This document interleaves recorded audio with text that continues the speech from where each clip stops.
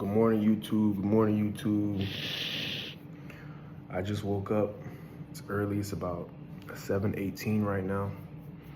But I want to talk to you guys about my fasting journey, what I've been currently doing, what benefits I've been seeing from the fasting, how I've been implementing it, and just pretty much going over why I'm doing it and how I feel it can help, you guys, my viewers.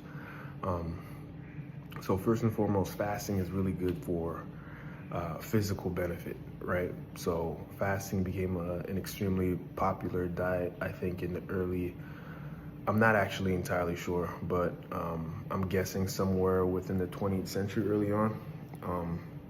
Fasting became really popular to the point where everyone was doing these extreme fasts for the purpose of weight loss. Once they found out that there's no starvation mode, starvation mode was a myth. The idea that if you stop eating, your body's just gonna go ahead and hold on to everything.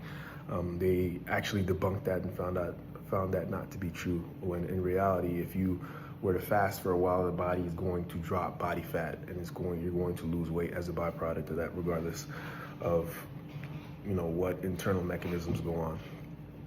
So started off with the typical 16 8-hour fast.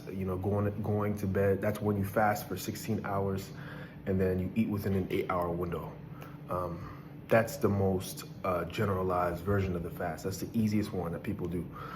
So I'd wake up in the morning and I wouldn't eat until 1 o'clock, which was kind of hard at first. You get those hunger spikes, but then after a while you start to get used to it. But what I want to communicate to you guys is what you'll start to realize is how you're attached to food in a different way, apart from that just being physical. And what do I mean by that? I mean that when you're getting that urge to eat, it's not entirely because of the fact that you're hungry and your body needs food. It's multifaceted, so there's a lot of different things that come into play. It might be the environment that you're in. It might be you might have attached a pattern. So it's called operant conditioning, right? B.F. Skinner. You might have been conditioned in a certain way where you see someone else eating, so now you get that response for food, or you're bored, so now you're hungry. Or maybe you feel a certain emotion, and as a response to that, you decide that you want food and you want to eat. So it could be emotional. It could be mental. More so, the mental aspect is more so closely related to lust, actually, because you might see food and desire it based off of the goodness of what that food looks like and how you think it would make you feel, right? What type of dopamine spike you feel that food would give you based solely off of its appearance. So it could also be more so in a lustful sense. I guess you can use gluttony, gluttonous for a more closely related word, but I think gluttony really refers more to eating a copious amount of that food. But nonetheless, you get what I'm saying with that mental aspect. So we have the emotional aspect, we have the mental aspect, and we have the one that truly matters is the physical aspect. So with fasting, you're really able to separate all three of those responses towards eating to figure out when you're actually hungry and how much you should actually eat. Okay, so that's the macro. That's the biggest benefit for fasting, especially when it comes to weight loss, especially when it comes to organizing or adjusting your patterns of eating, so you can benefit more so from the diet plan. So I think everyone can benefit from fasting in that sense. Moving forward, with the 16-8, it's also good because it gives you some type of borders. It puts some railings on your eating habits. So you do tend to end up consuming less calories over the course of that diet. And if you do drink coffee in the morning, it also further suppresses your appetite, makes it easier to make it to 1 p.m. So that's a good strategy. You'll get to bed earlier. You'll stop eating later at night, which would then affect your sleeping pattern. If you're not getting adequate sleep because your body's still digesting that food, you're not going to be fully rested in the morning. You're not going to fully recover from your workouts. And you're probably going to wake up extremely hungry. I know that sounds backwards, but usually when I eat later at night, I wake up in the morning extremely hungry, and it makes it harder to fast until 1. I do believe that's because you're probably not as far along into that fast as you would be if you stopped eating earlier in the night. So like if you stopped eating at 9, you'd have a longer fast, rather than if you stop eating at 11 and then crash and have to wake up early to be a shorter fast. So your body's still in that beginning stages, so you're gonna feel hungry. But the physical benefits of fasting are, there's so many benefits to it, but there's also a spiritual benefit.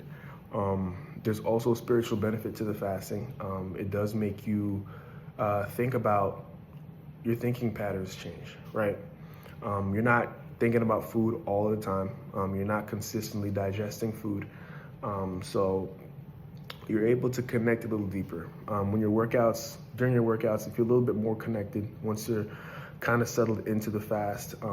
And if you do have a belief, if you do believe in anything, or if you pray or you're spiritual in any way, it does help you have a deeper connection to that, because you are basically taking something that is a natural desire, food, and you're showing your commitment for spiritual gain, right? You're showing your ability to establish a level of discipline for that spiritual gain, with something that is essential for human life, like fasting, right? You can do the same thing with sex. You do the same thing with a lot of things. You can fast from, materialism. You can fast from any addictive habits that you may feel would be a big sacrifice for an even greater reward, right? But back to the physical benefits, one of which is the hormones, right? You get less of an insulin spike.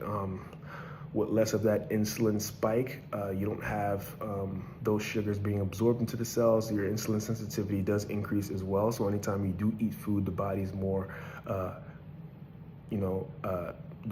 adapted towards converting that food into useful substances, pushing that into the working tissue rather than converting that extra glucose into fat, right? Less insulin spikes can, reduce your waist circumference. So you'll start to have a smaller waist, which is really good as well. It's really good for metabolic health. You'll have a faster metabolism, right? So you're able to lose more weight, more fat, and get more out of your efforts that way as well. So that's the 16 and 8 fasting diet. I'm going to touch a little bit more on the 24-hour fasting diet, and then there's a 36. I wouldn't really delve into going any further than the 36, because at that point you're risking muscle loss. But diet is very essential. It's probably the most important piece, probably the most essential area for you to try to establish an area of discipline. If you're trying to recomp for your appearance or for health, you can exercise, as recklessly, as vigorous, as, on your P, as regimented as you possibly can. But if you don't get that diet dialed in, you're not going to see the results that you want. So I'll just leave that there, guys. Y'all follow my channel. I have more information for you in the future. I just wanted to get a video out there and uploaded, so I can, prove not just to you guys, but to myself, I'm really committed towards uploading a video for you guys every week, with just some simple information. I know right now I'm talking about nutrition, but I'll definitely eventually branch out into more interesting topics that I feel are important to me, but also that can help you guys as well. So you guys stay tuned.